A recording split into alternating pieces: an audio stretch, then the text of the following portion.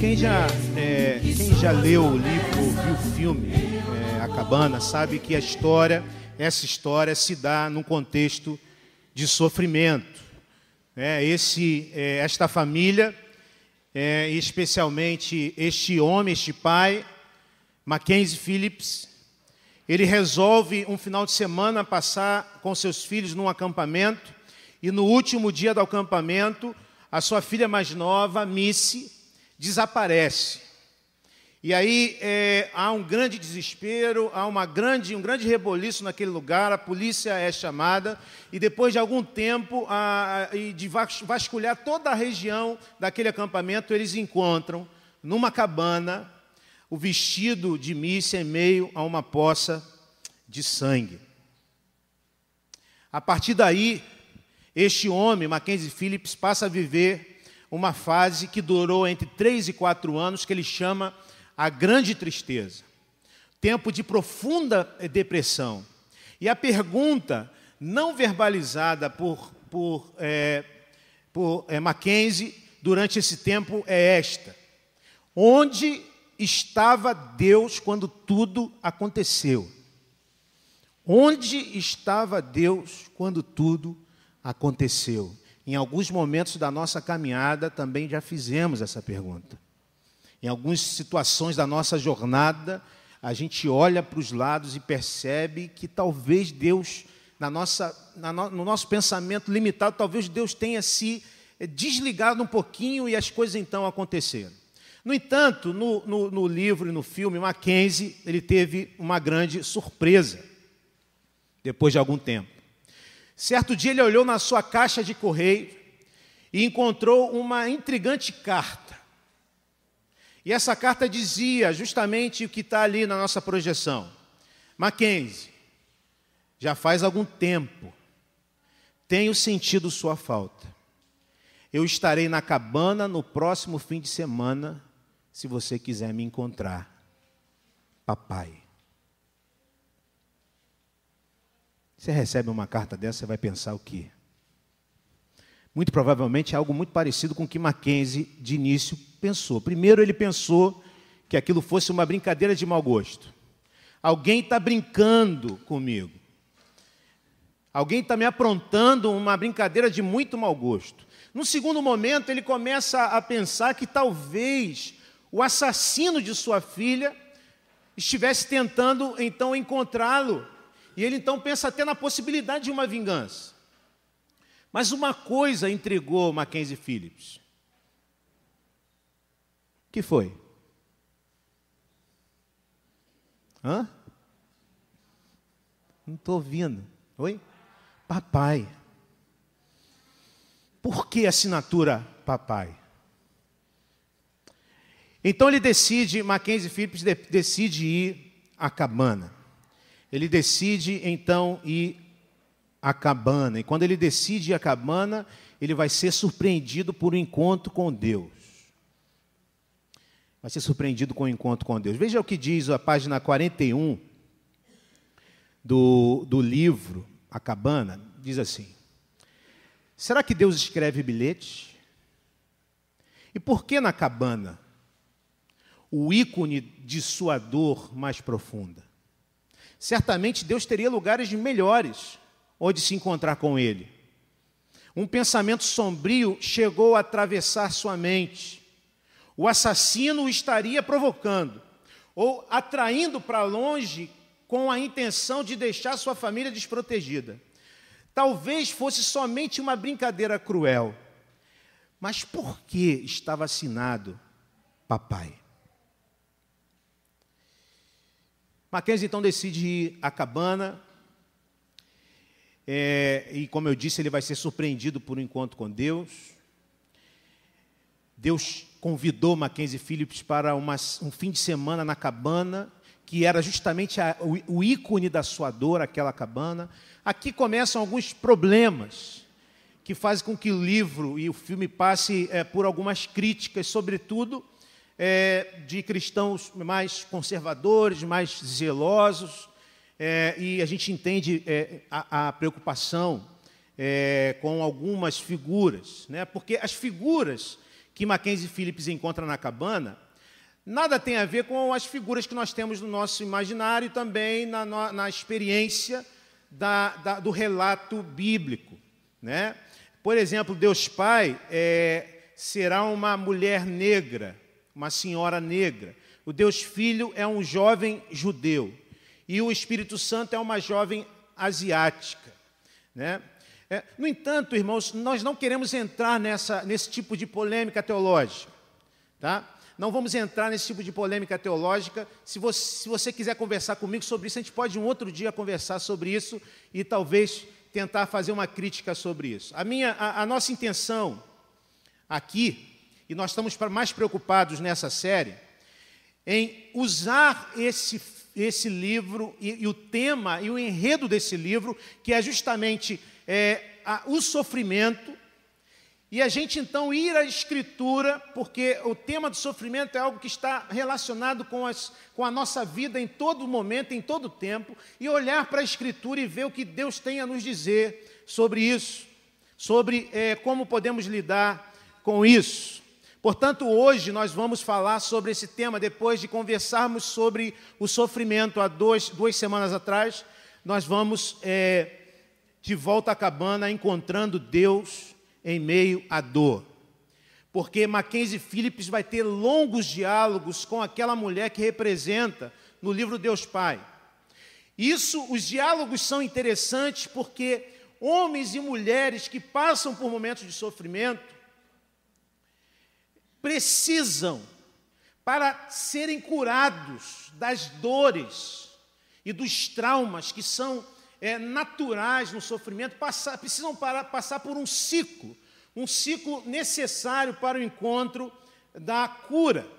Então, antes da gente ir para o texto que a gente vai expor aqui, eu quero falar um pouquinho desse ciclo, o ciclo da cura, o ciclo da renovação. A primeira coisa que eu quero falar com você é o seguinte, é que o fato acontece, o problema acontece.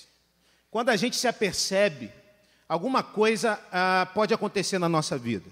Nós estamos vulneráveis. Nós somos seres vulneráveis. É um diagnóstico de uma enfermidade que chega. É uma crise que a gente vive e se instala na nossa família.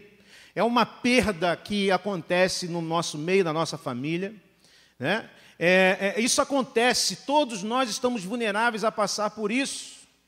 Portanto, não há ninguém aqui neste templo que possa dizer, pastor, eu estou totalmente livre de qualquer tipo de fatalidade, de passar por qualquer tipo de tragédia. Não há ninguém que possa garantir isso. Nós estamos e vivemos a nossa vida o tempo todo vulneráveis. Vivemos numa cidade violenta, vivemos num país em crise. São muitas as chances de vivermos, uma vez por outra, na nossa vida, na nossa jornada, situações difíceis. É o fato que acontece. E há um segundo movimento. O segundo movimento é que o fato gera em nós dor. A perda gera em nós dor. A enfermidade gera em nós dor. O conflito familiar gera em nós dor. E é legítimo que a gente sinta dor. Somos seres humanos e sentimos dor diante de situações, de fatalidades, de problemas. Não existe pecado, não existe erro algum em sentir dor. Por exemplo, pela perda de um ente querido. Jesus, no seu ministério, chorou quando soube que o seu amigo querido Lázaro havia morrido. Jesus sentiu dor. Jesus chorou. Sentir dor diante do sofrimento é perfeitamente legítimo e aceitável diante de Deus. Tem gente que se esforça para não sentir dor. Tem gente que se esforça para não mostrar que sente dor. Tem gente que dá uma de durão e a gente fica até preocupado, né? Por que fulano está lidando com isso de uma maneira tão tranquila? E a gente fica preocupado justamente porque é natural que diante de fatos assim, a gente sinta dor. Há um terceiro movimento. essa dor, ouça o que eu vou te falar, essa dor precisa passar por um processo de verbalização. Os 3 a 4 anos que Mackenzie Phillips passa por uma profunda tristeza, é um tempo em que ele sente dor, mas não verbaliza a sua dor. Ele sente a dor, mas não assume a sua dor. Quando, irmãos, nós assumimos que estamos passando por sofrimento, e quando nós verbalizamos, quando nós assumimos isso, quando nós reconhecemos isso e dizemos isso, nós abrimos um espaço para uma nova fase. E a nova fase é o 4º movimento deste ciclo, que é a reorganização das ideias, a reorganização dos sentimentos, a reorganização da própria história. E quando você reorganiza os seus sentimentos, quando você consegue ter uma boa visão histórica da dor, você abre o caminho para a cura. Nós abrimos o caminho para a cura. Deixa eu dar um exemplo bíblico. Vocês conhecem bem a história dos discípulos de Jesus no caminho de Emaús, não é isso? 2 discípulos, após a morte de Jesus, eles ficam profundamente frustrados, vivem uma tragédia. O seu mestre morreu. E eles, então, entristecidos, decepcionados devido à tragédia que eles viram e participaram, eles estão caminhando para Emaús. Diz o texto que eles viveram aquele fato e que eles sentiram aquela dor. Interessante, Jesus se aproxima daqueles 2 discípulos. E mesmo que aqueles 2 discípulos não reconheçam que é Jesus que está ali, Jesus começa a lhes fazer perguntas. Para que Jesus faz pergunta a esses 2 discípulos? Para que eles verbalizem a sua dor, para que eles digam, está doendo. Para que eles digam, está doendo, nós estamos sentindo dor, porque nós esperávamos outra coisa, porque as nossas expectativas eram outras. Quando esses 2 discípulos falam da dor, Jesus começa a lançar algumas passagens bíblicas. Jesus começa a percorrer a história da salvação e começa a reorganizar as ideias daqueles 2 discípulos. Começa a reorganizar a leitura que eles estão fazendo daqueles fatos que tinham acontecido naquele dia. E quando eles entram numa cabana, Jesus parte o pão, e eles reconhecem que é Jesus e se deparam com um milagre. Eles estavam curados. Estavam curados da dor. Estavam curados da dor que a tragédia trouxe à sua vida. Um outro exemplo, e nesse nós vamos nos aprofundar, é a história de Jó. A história de Jó. Há uma polêmica entre os biblistas se o livro retrata uma história verídica ou se é uma grande parábola acerca do sofrimento. No entanto, seja o que for, nós nos deparamos com um homem que sofre uma grande dor. Quando numa tarde ele recebe uma notícia terrível. Todos os seus filhos estavam numa festa e o telhado daquele salão caiu e todos os filhos morreram. Essa dor vai se estendendo com a perda da sua saúde, com a perda dos seus bens, porque as tragédias na família às vezes vão se estendendo e gerando outras perdas. Jó perde tudo, diz o texto. Os amigos de Jó se aproximam dele e tentam dar pitaco sobre sua crise. Isso agrava ainda mais o seu sofrimento. Em determinado momento, Jó verbaliza a sua dor.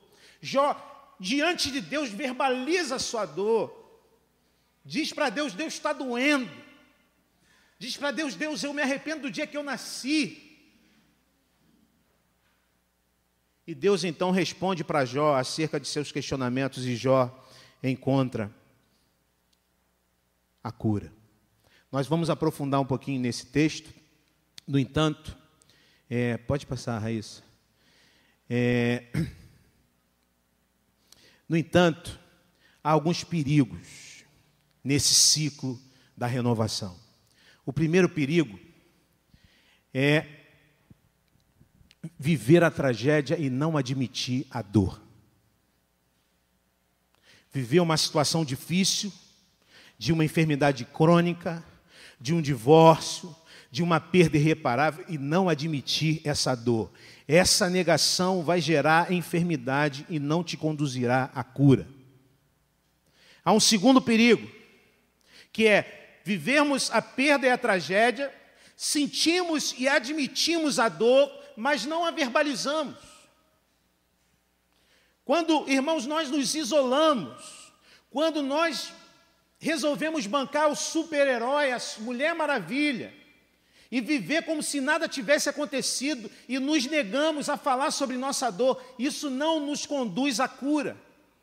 Não poderá nos conduzir à cura. Há um terceiro perigo nesse ciclo. Quando não existe verbalização e você começa a acumular amargura em relação a Deus, amargura em relação a quem te feriu, amargura em relação a pessoas que ajudaram a você passar por aquela tragédia. Quando nós verbalizamos a dor, damos a chance para que Deus reorganize a nossa dor. E aí, pode passar, mais uma. E aí, interessante, algumas pessoas talvez estejam passando por isso. Quando assumimos a dor, verbalizamos a dor e nós damos chance para que Deus então nos reoriente, nos reorganize os nossos sentimentos, nossas ideias, nossa história, acontece uma coisa: o fato não deixa de existir, mas se torna uma cicatriz. Quem tem cicatriz? Eu tenho uma cicatriz aqui, não sei se vocês já repararam. Montão, né, Danúbia? Danúbia fez assim, montão. Menina travessa, né? Eu tenho uma cicatriz aqui, não sei se vocês já perceberam. Correndo, brincando de pique com meus primos, eu fui entrar por uma porta e um primo meu abençoado fechou a porta na hora que eu estava correndo.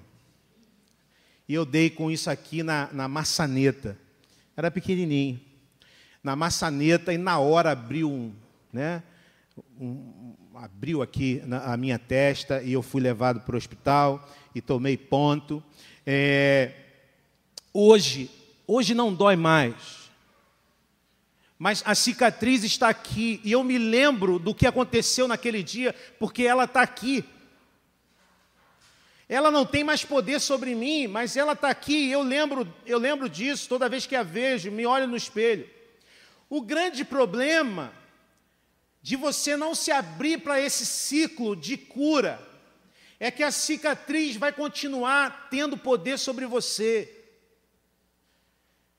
Admitir a dor, verbalizar a dor e abrir espaço para a reorganização dos nossos sentimentos e pensamentos e, portanto, a cura.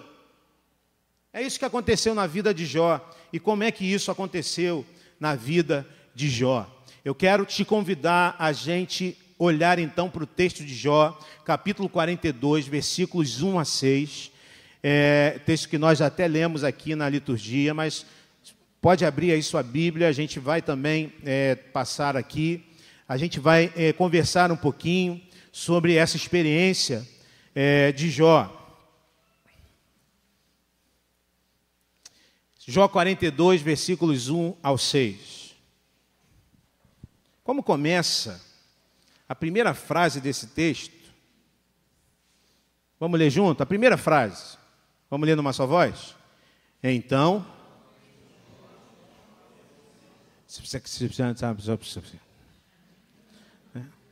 Vamos agora direitinho, todo mundo junto. 1, 2, 3 e já. Tem mais de uma versão aí, é normal.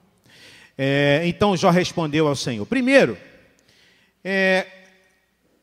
a gente não tem muito tempo para a gente ler o livro todo de Jó, é óbvio. Mas eu tenho que te explicar o contexto desse texto. O que Deus falou a Jó, que Jó responde. Esse texto está já no final do livro de Jó. Toda a experiência de dor e sofrimento Jó já teve e foi descrita durante o decorrer da narrativa do livro. De repente, Jó capítulo 38, verso 1. No capítulo 38, verso 1, Deus fala com Jó. Em seguida, há uma rápida resposta de Jó, nos versículos 40, do 3 ao 5. Em seguida, Deus fala novamente, no capítulo 40, verso 6, até o 41, 34. E aí nós chegamos ao nosso texto, quando Jó responde de novo a Deus, Jó 42, versículos de 1 a 6. Deixa eu te falar uma coisa, para a gente começar aqui a conversa. Às vezes nós somos como filhos de uma cultura imediatista. Nós queremos que a nossa dor se dissipe rapidamente. Como vivemos numa cultura imediatista, nós queremos que a nossa dor se dissipe rapidamente. E como filhos dessa cultura, nós queremos que as coisas aconteçam rapidamente, que as dores sejam sanadas e dissipadas rapidamente. Mas o livro de Jó nos mostra que este é um processo. É um processo, às vezes, longo. Não existe dissipar dores tão profundas, tão rapidamente. A história de Jó nos mostra que o dissipar da dor é um processo que demanda diálogo, um diálogo que demanda reconhecimento da dor, reorganização dos sentimentos e pensamentos. Isso não acontece do dia para a noite, é um processo. Então, o que Jó responde ao Senhor? Vamos lá? Pode passar. Então Jó respondeu ao Senhor: sei que podes fazer todas as coisas. Nenhum dos teus planos pode ser frustrado. Tu perguntaste: quem é esse que obscurece os meus conselhos sem conhecimento? Certo é que falei coisas que eu não entendia, coisas tão maravilhosas que eu não poderia saber. Tu disseste: agora escute, e eu falarei. Vou fazer-lhe perguntas e você me responderá. Meus ouvidos já tinham ouvido a teu respeito, mas agora os meus olhos te viram. Por isso, menosprezo a mim mesmo e me arrependo no pó e na cinza. A partir desse texto, aprendemos algumas lições. A primeira é essa: encontrando Deus em meio à dor, somos relembrados a confiar em seu poder. Sei que podes fazer todas as coisas, nenhum dos teus planos pode ser frustrado. O verso 2, que é a primeira fala de Jó, interessante, quando nós vemos o verso, olhando para trás, isso pode gerar uma frustração. Quando nós perguntamos, diante da dor e do sofrimento, onde o Senhor estava quando aquilo aconteceu? Onde o Senhor estava quando aquele diagnóstico foi dado? Onde o Senhor estava quando aquele ente querido partiu? Jó estava dizendo que Deus é poderoso. Logo a gente pode pensar o seguinte: Deus poderia ter feito alguma coisa para evitar o sofrimento. O interessante é que quando a gente lê o texto, na sequência, Jó não está falando do passado, mas ele fala acerca do futuro. Você se lembra na semana passada, semana retrasada, nós falamos sobre 5 facetas do sofrimento. Eu quero lembrar 3 dessas facetas que nós falamos na semana passada. As facetas do sofrimento. As 3 que eu quero lembrar vivemos num mundo estável, nós, por causa disso, tomamos decisões erradas, e isso gera sofrimento, e há ainda a intimidação do inimigo das nossas almas. No entanto, como é bom saber que, apesar de vivermos num mundo instável, apesar de saber que tomamos decisões erradas e que o inimigo trama contra nós o tempo todo, que bom é saber que o meu Deus pode todas as coisas. Que bom é saber que nenhum dos planos de Deus para a minha vida podem ser frustrados. Em outras palavras, porque Deus é poderoso e nenhum dos seus planos pode ser frustrado, eu tenho a convicção, no final vai dar tudo certo. Quando Jó fala isso, ele não fala isso simplesmente olhando para trás, porque quando ele olha para trás ele vê sofrimento, quando ele olha para trás ele vê perda, quando ele olha para trás ele vê enfermidade, quando ele olha para trás ele vê perda de parentes queridos. Mas ele pode olhar para frente, entender e perceber agora, Deus é poderoso e nenhum dos planos dele pode ser frustrado. Então eu tenho a certeza que no final vai dar tudo certo. Pode passar. Em meio ao sofrimento e à dor, não podemos jamais nos esquecer de que a história ainda não terminou. A história não terminou. Você está passando por sofrimento. Você está vivendo momentos difíceis na sua jornada. A história não terminou. Creia que o tapeceiro está tecendo a história e que ele sabe o que ele quer fazer. Creia que no final vai dar tudo certo se você entrega e coloca a sua vida nas mãos do Senhor. Podemos estar sofrendo, porque o sistema é instável, podemos ser assaltados em nossa cidade. E há uma chance muito grande disso acontecer, infelizmente,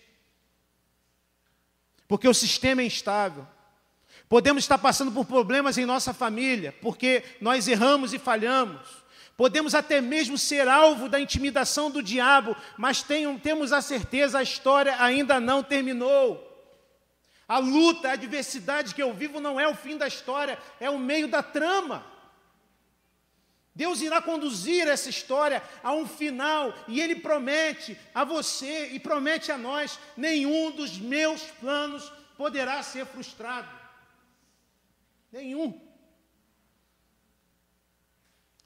Romanos 12, Paulo diz que a vontade de Deus é o quê? É boa, perfeita e agradável. Talvez no momento que a gente viva a situação, a dor, o sofrimento, a gente não consiga entender o que Deus está fazendo, mas isso não significa que Ele não sabe o que está fazendo. Isso não significa que Ele não tem um propósito bom, perfeito e agradável. Posso ter uma certeza, Ele está trabalhando para cumprir o seu propósito e o seu plano na sua vida, e nenhum dos planos de Deus pode ser frustrado. É a primeira lição que a gente aprende aqui. Somos relembrados a confiar em seu poder. Mas há uma segunda lição que eu quero compartilhar com você. Encontrando Deus em meio à dor, nós somos convencidos de nossa limitação. Versículos 3 e 4 do texto, Jó faz menção a algumas palavras ditas por Deus em textos anteriores. Primeira, tu perguntaste, quem é esse que obscurece o meu conselho sem conhecimento? Isso está lá em Jó 38, versículo 1 a 5a. Ou seja, Jó, quem é você para julgar o meu conselho? Jó, quem é você para julgar as minhas obras? Jó, você está obscurecendo o que é claro. Deus está falando e questionando Jó. Jó então reconhece a sua condição. Quando ele diz, certo é que eu falei coisas que eu não entendia, coisas tão maravilhosas que eu não poderia saber. Agora Jó fala de um outro momento na sequência, quando ele diz, tu disseste, agora escute e eu falarei, vou fazer-lhe perguntas e você me responderá.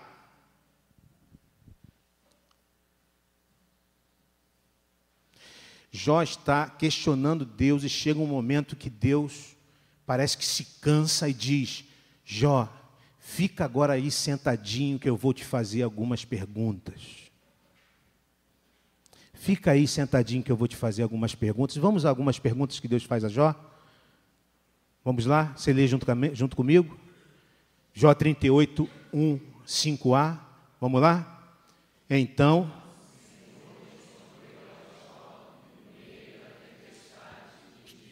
Jó, Deus respondeu a Jó, aonde?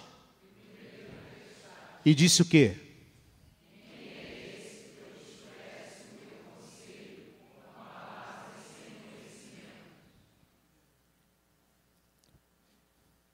Pode continuar.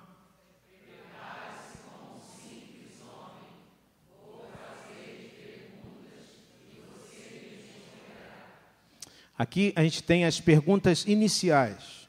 Durante a semana você pode fazer uma leitura de outras perguntas que também nós fizemos aqui a leitura na liturgia. E o texto continua, você lê e continua lendo.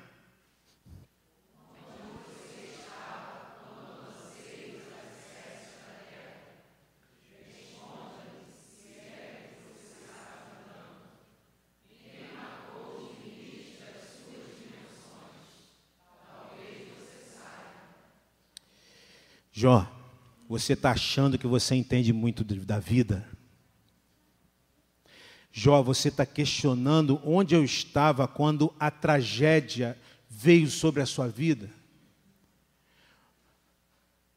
Jó, você está achando que o que eu fiz é errado, ou que eu não estava presente quando tudo aconteceu? Me responde uma coisa, Jó. Onde você estava quando eu lancei os alicerces da terra? Me responde ainda, Jó, onde você estava quando eu determinei os limites? Jó, onde você estava quando eu trouxe à existência tudo o que existe ao seu redor? Jó, você está questionando os meus propósitos? Para e pensa, Jó, eu sou o Deus soberano sobre todas as coisas. Eu criei os céus e a terra, e além disso eu entrei na história através de Jesus Cristo, que morreu por você e por tantos outros. Você quer continuar questionando se eu te amo ou não? Você quer continuar questionando a minha sabedoria? Um outro texto é o texto de Jó 40, 6, 8a, que diz assim: depois o Senhor falou a Jó no meio da tempestade: prepare-se como simples homem que é, e eu lhe farei perguntas e você me responderá. Você vai pôr em dúvida a minha justiça? Existem pessoas que acham que quando elas vivem momentos de tragédia e de sofrimento, elas não podem falar com Deus o que sentem.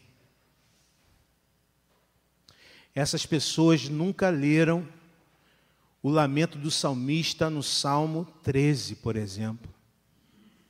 Quando o salmista diz assim: Senhor, até quando? O salmista discute com Deus. O salmista verbaliza a sua dor. O salmista expõe a sua dúvida. Há pessoas que acham que não que chegam diante de Deus e não podem verbalizar aquilo que estão sentindo. No entanto, querido, Deus conhece o seu coração. Você pode enganar a mim, você pode enganar a sua esposa, o seu esposo, você pode enganar o seu filho, você pode tentar ser uma pessoa mais gentil possível, mesmo se o teu coração está cheio de dúvidas e cheio de decepções. Mas você não pode enganar a Deus. Desabafe com Deus. Entre no seu quarto e fale para Deus o que você está sentindo. Isso faz parte do processo da cura. Verbalize a sua dor. Jó está verbalizando, Jó está questionando a Deus, ele está passando por um processo de cura. Deus acolhe o desabafo de Jó e entra em diálogo com ele. Irmãos, eu penso que na sociedade em que a gente vive, num tempo em que as pessoas sofrem com a epidemia da depressão e da ansiedade, nós sofremos porque não conhecemos os salmos de lamento. Quando o salmista entra no seu quarto, ele fecha a porta e ele desabafa. E ele se lança aos pés do Senhor com as suas queixas. Ele fala com Deus, não tentando controlar o seu sentimento, porque não precisa controlar o seu sentimento diante de Deus. Ele entra, fecha a porta e desabafa diante de Deus o que sente, o que pensa. E é Deus quem reorganizará os seus sentimentos, os seus pensamentos. É isso que Deus faz com Jó. É Jesus no caminho de Emaús que reorganiza os sentimentos e pensamentos dos seus discípulos. Pode passar. Veja que nessa primeira parte, Jó fala do que Deus lhe falou no capítulo 38. Na segunda parte, Jó fala do que Deus falou no capítulo 40. E perceba o estilo poético, sobra ao centro, que é a conclusão de Jó. Ele reconhece: eu me meti a besta, falei do que eu não entendia, dei palpite ao Criador dos céus e da terra sobre como conduzir minha vida. E ele diz, coisas tão maravilhosas. Essa expressão fala de coisas tão acima da capacidade dele, da nossa capacidade de entender. Então, em meio a sofrimento, quando Deus vem ao nosso encontro, assim como fez com Jó, nós somos convencidos da nossa limitação. Essa é a segunda lição que o texto nos traz. Mas há uma terceira lição que eu quero compartilhar com você. Encontrando Deus em meio à dor, nós redefinimos a nossa visão de quem Ele é, quem Deus é. Diz o texto, meus ouvidos já tinham ouvido a teu respeito, mas agora os meus olhos te viram. Deixa eu colocar isso de maneira bem simples para você. Antes da dor, Deus era um conceito para Jó. Depois da dor, Deus é um ser real e pessoal para Jó. Preste atenção. Quando nós falamos acerca de Deus, quando nós falamos acerca de oração, quando nós falamos acerca de intimidade com Deus, e tudo vai bem na nossa vida, tudo isso não passa de um conceito interessante. Mas quando você recebe um diagnóstico de câncer, e os seus dias estão contados, e você não tem alternativas conhecidas pela ciência, a oração se torna algo diferente. Cada dia é um dia especial para você depender de Deus. A experiência com Deus deixa de ser uma experiência teórica e conceitual e passa a ser uma experiência existencial. Antes Jó via muitos sermões, antes Jó tirava dúvidas na internet quando chegava em casa, antes ele mandava os melhores momentos da mensagem para os seus amigos. Mas depois da dor, Jó se agarra a cada palavra dita nos sermões. Depois da dor, Jó chorava a cada versículo lido, se agarrava a cada promessa de Deus e dizia, Senhor, eu preciso de Ti. Isso me faz pensar, irmão, será que na vida Deus não permite que sejamos muitas vezes assaltados pela dor para a gente deixar de se relacionar com Ele como um mero conceito e descobrir que Ele é um Deus vivo, e descobrir que Ele é um Deus relacional, e descobrir que Ele é um Deus real? Será que em meio à nossa zona de conforto tudo vai bem? Não há o perigo de nós ouvirmos a palavra com descaso, como um mero conceito, como mera informação, ao invés de nos agarrarmos com força e vivemos uma relação real com Deus. E nós vamos falar disso mais profundamente na semana que vem. Uma das lições interessantes do livro de Jó é essa lição.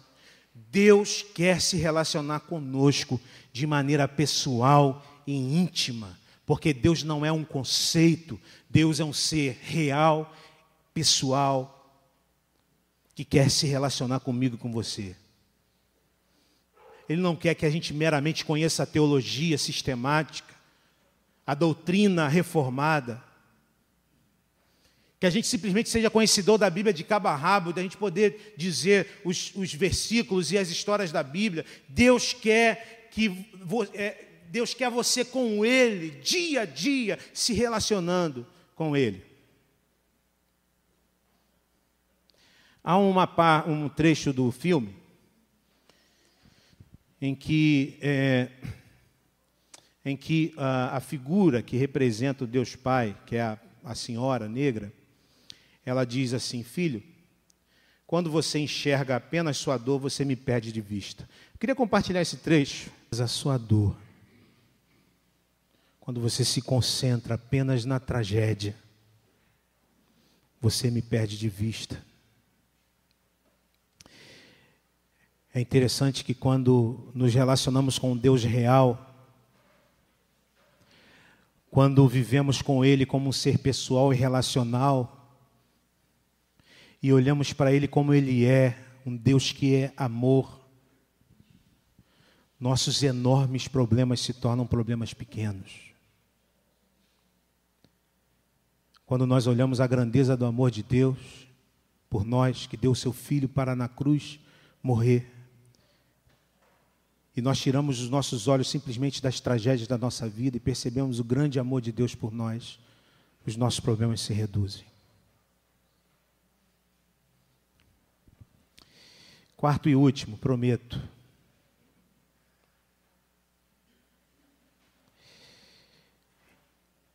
Encontrando Deus em meio à dor, nós redefinimos o centro da vida.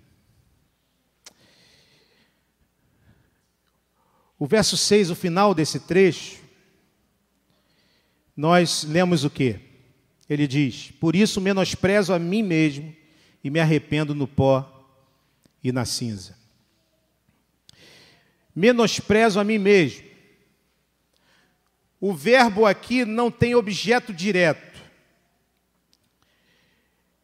Objeto direto é um complemento do verbo, né? A gente que está estudando em português é um complemento do verbo. Esse verbo no original ele não tem objeto direto, então nós temos duas possibilidades aqui de tradução. O tradutor, ele optou por uma tradução que apresenta o objeto direto, que é a mim mesmo. Mas existe uma segunda possibilidade. Como esse verbo no original não tem objeto direto, eu posso dizer que esse menosprezo a mim mesmo é menosprezo as palavras que falei em meio à dor que hoje sei não tem o menor sentido, pois eu estava falando com o Deus Criador. Interessante, irmãos, como nesse mundo individualista, onde cada um busca as suas necessidades, muitas vezes nos relacionamos com Deus como se fôssemos o centro do mundo, como se tudo girasse em torno da gente. O que Jó está dizendo aqui é que diante da experiência que ele viveu, a sua visão de mundo se transforma. Não é ele o centro do mundo, e sim Deus. É Deus o centro do mundo. E Deus às vezes permite que algumas coisas aconteçam com a gente.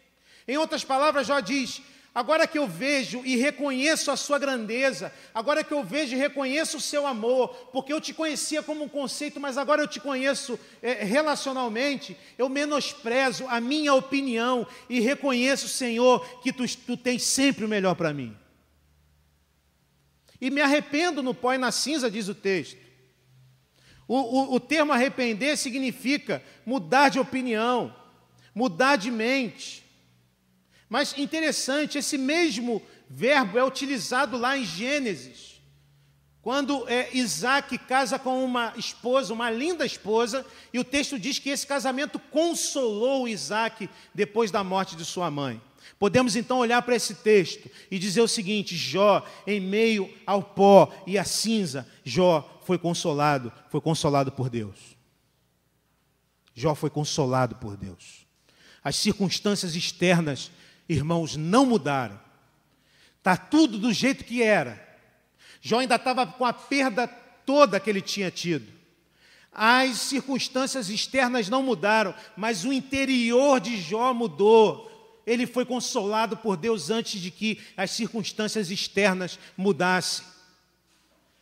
Eu não sei se você já viveu essa experiência. Você está vivendo um problema, você está passando por uma crise.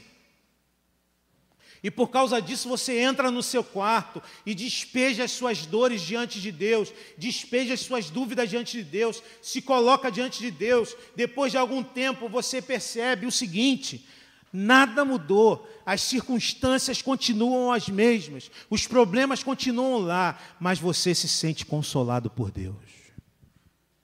Já passou por isso? Ah, como é bom. Deus ainda não mudou nada. Deus ainda não fez um milagre. Deus ainda não mudou a enfermidade. Eu ainda estou com um problema, mas eu me sinto consolado por Deus. Para a gente refletir e praticar, quero citar 3 frases aqui. A primeira é do filósofo cristão Søren Kierkegaard. Ele diz o seguinte: a vida só pode ser compreendida olhando-se para trás, mas só pode ser vivida olhando-se para frente.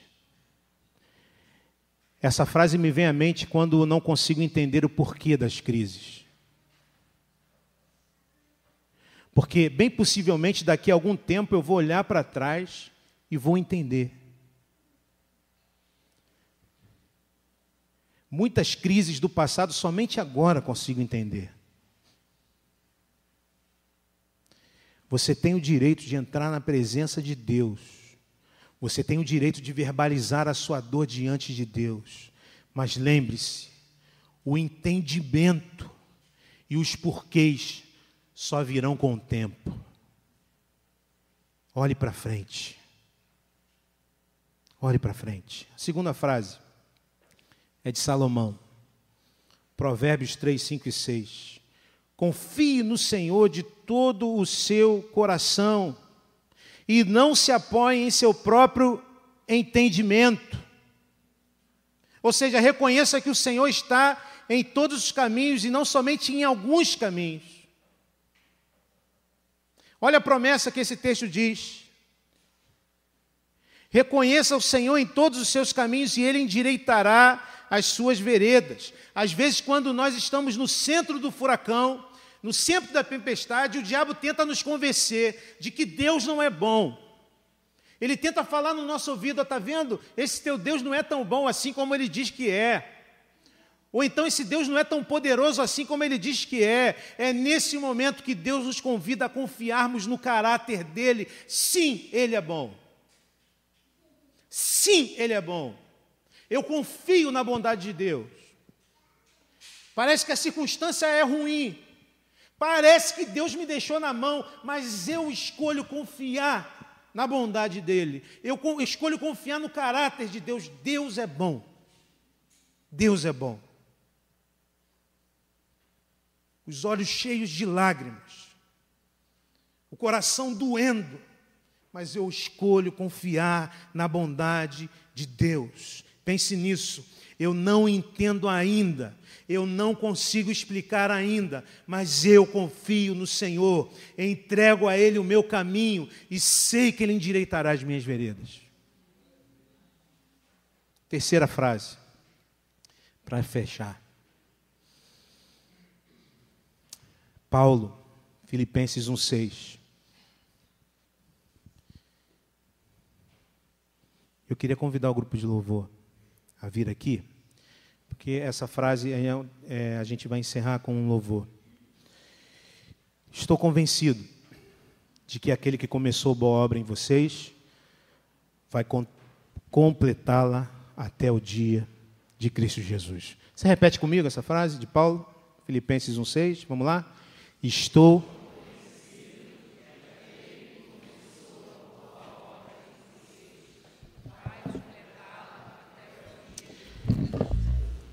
Eu não sei se você está aqui hoje e vive um momento de dor. Se é assim, eu quero te lembrar uma coisa. Esse momento não é o último da sua vida. Não é. Deus ainda não acabou a história. E Ele promete que vai completar a história que Ele começou a escrever na sua vida. As grandes histórias, os grandes romances, têm no seu meio situações dramáticas. É assim que se faz uma grande história. Mas podem haver pessoas aqui também que não estejam passando por momentos de dor e sofrimento, mas talvez Deus já esteja te preparando para coisas que você vai viver daqui a alguns meses, daqui a alguns dias. Quem sabe todos nós estamos vulneráveis. Portanto, quando você estiver vivendo dias de crise, lembre-se, a história ainda não acabou.